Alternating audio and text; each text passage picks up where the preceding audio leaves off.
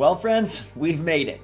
Nintendo Switch's $50 online has arrived, and we are going to take a full tour right here of Nintendo Switch Update 13.1, aka where Nintendo inserted the expansion pack. What's going on, everybody? It's Zach from SwitchForce. Smash that like button if you're excited to see if this thing is worth it, and let me know where you stand in the comments down below. Now that it's October 25th, now that it's here, are you gonna buy this? Are you gonna upgrade your membership? And I'm gonna give you the full lowdown, exactly how this works, what all is included, and if it's good. So I went to the eShop, and it lets you download the Genesis and N64 apps right off the bat, all right?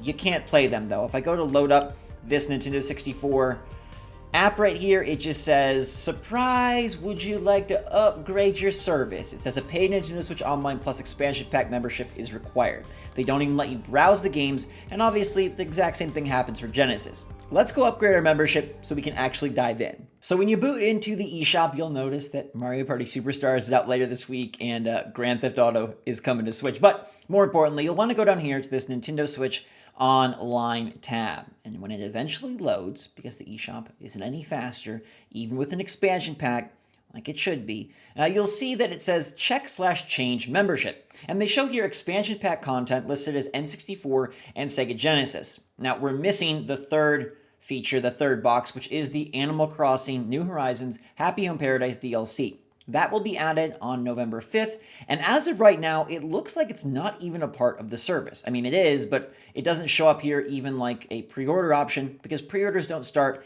till later this week, I believe on Friday, October 29th. Now, you see all the stuff that is special offer. That lets you know it's part of just the generic Nintendo Switch Online, but to get the expansion pack content, you're going to want to go up here. You can see I have an active membership, a family membership with no expansion pack. Here's where things get interesting, because Nintendo prorates what you've already paid and puts it towards a new full year of expansion pack content. So the expansion pack upgrade for me is going to be $50.65. Now it's an $80 year, but what they're doing is they're taking part of my $35 and putting it towards this year. Oh boy, I wanted to wait till I got to this final receipt screen so I could really verify exactly what they were prorating towards. And it turns out they are prorating towards your year starting today, like a full extra year. So I paid $50 and some change, and basically what that was doing was adding on to my already existing $35 membership and covering me for a full year from today. And just to show you in the agreement, here is where it says that ACNH Happy Home Paradise will be available starting 11/5, and once your membership has been purchased, it will be active right away. It also lets you know it will not renew as the OG, and you just tack this on for this term.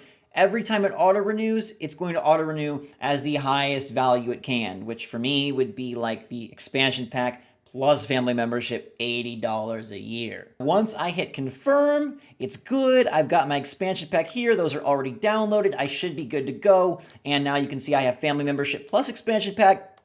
And with a family membership, if you're an Animal Crossing fan, this deal is incredibly valuable. Okay, even with their strange pro rating, even with whatever, like the DLC is $25 a pop.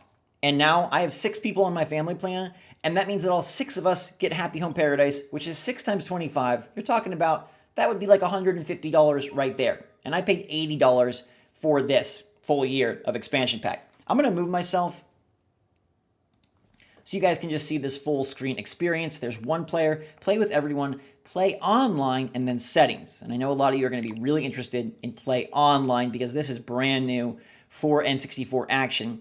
It doesn't have any friends that I can play with right now, so it's not like you can matchmake with the random world. This is still Nintendo Switch Online after all, but I can play while I wait and then set a passcode and others will be able to join. I'm not going to do that. What I'm going to do, though, is one player, and look at these box arts. I will say, I think the interface for all of the classic games is really quite excellent. We've got 9 games to start off. It's a pretty awesome lineup. It's funny the Yoshi story is just huge. I can move it, though. I kind of, well, by release date? Okay, there. Dr. Mario 64 looking huge. So I'm going to go into, I guess, let's, what can we jump into right away? I mean, let's jump into Ocarina of Time. I think this is probably of the original assortment what people will want to see. I'm going to show you guys the different menus. We have, obviously, our suspend menu. This is a really nice feature. that is borrowed from the NES and SNES Classic Games apps, where you can create suspend points, load suspend points, go back to game selection, reset the game. They also have a user guide, which kind of functions as your instruction manual, at least for controls. I have my N64 controller on order, but it is not in yet. Nintendo did not ship them out until today, so it'll probably be arriving either end of this week or next week. I'm just gonna be, I don't know, AAA. This is a AAA game, right? Back in the day. Let's get into this. So this is gonna be Ocarina of Time, no frills, right? Besides the suspend. It's not modified in any way. These are just straight like virtual console ports of the OG games. And they plan to add more like Paper Mario and Banjo-Kazooie. And that will be really nifty and nice. And hopefully they have a much more frequent selection of these titles than they have in the past in terms of their drip feed of releases. And here we are. Nostalgia strikes again. In fact, you could consider this Nintendo's Zelda 35th anniversary plan, since we know that they're going to be pushing Majora's Mask eventually into the service.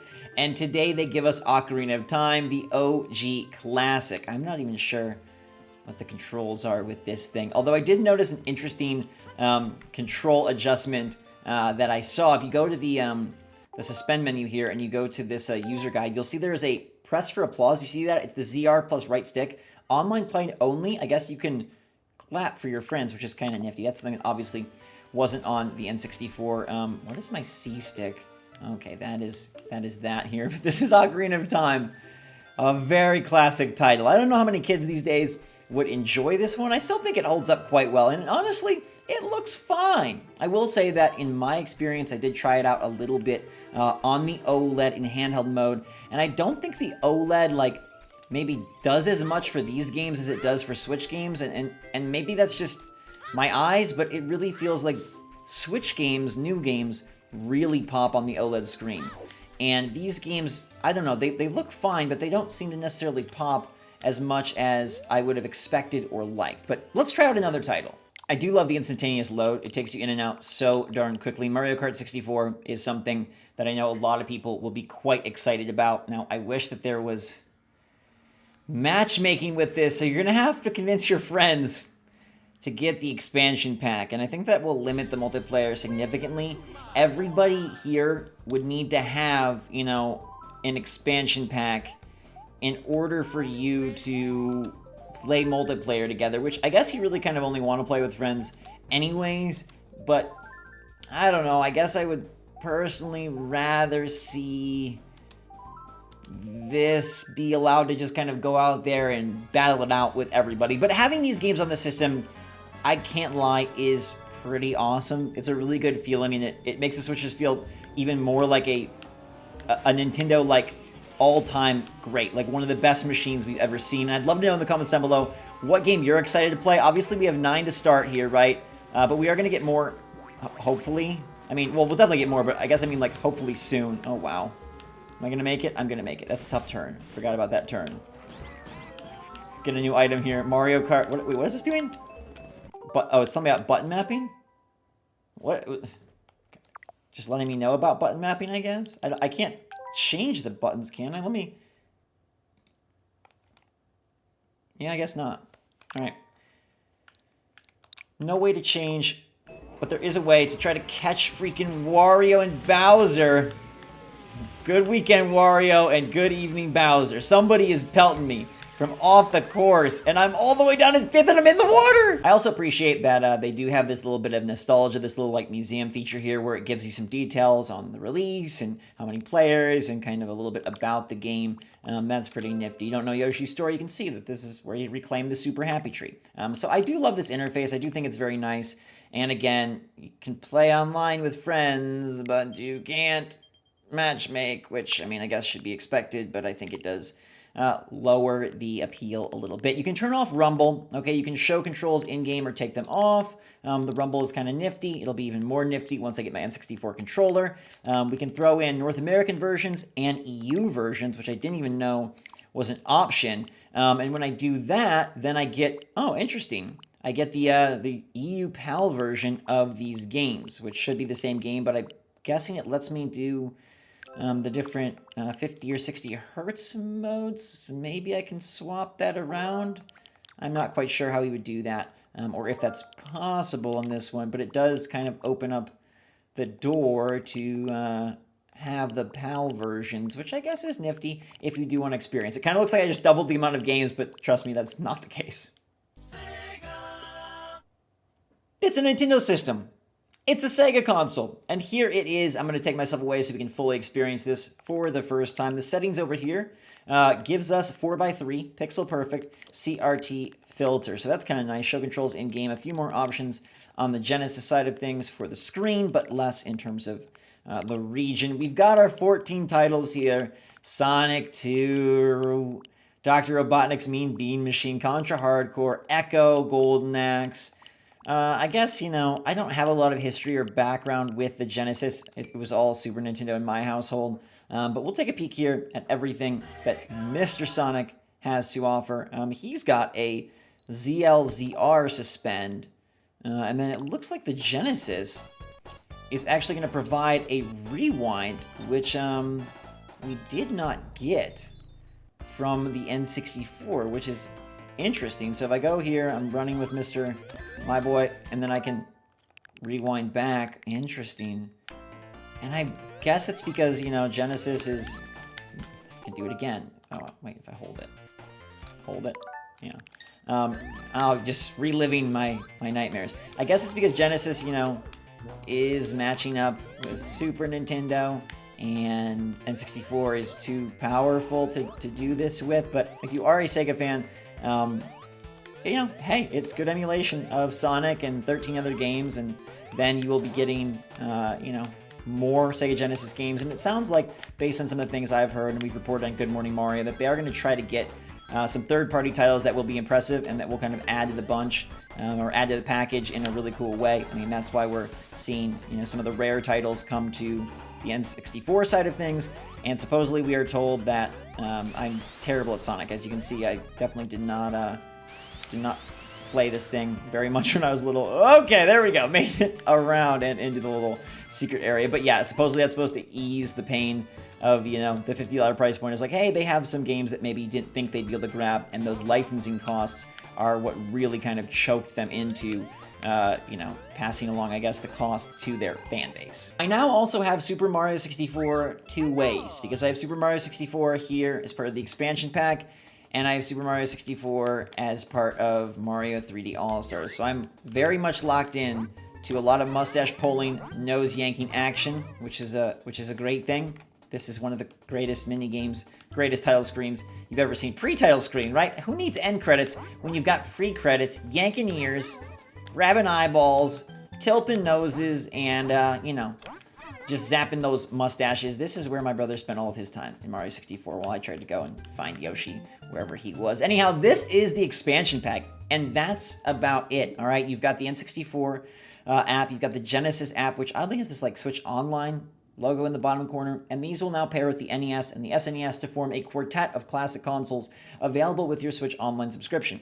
As I mentioned, you get the next piece, which is Animal Crossing Happy Home Paradise, on November 5th. And I hope that Nintendo honestly decides to deliver even more DLC via this service, because right now it's pretty slim. If you're not an Animal Crossing player, this feels like a steep price to pay for 9 N64 games and, a few more Genesis games. I wish that they delivered a bigger lineup at the start, or I wish they'd give us a schedule, or I wish that they would announce that, hey, more DLC's coming. I mentioned this all in a recent video of how Nintendo can fix this, and I think they will add stuff, whether it's Game Boy games or whether it's more DLC. I'm confident that they won't just leave it at this.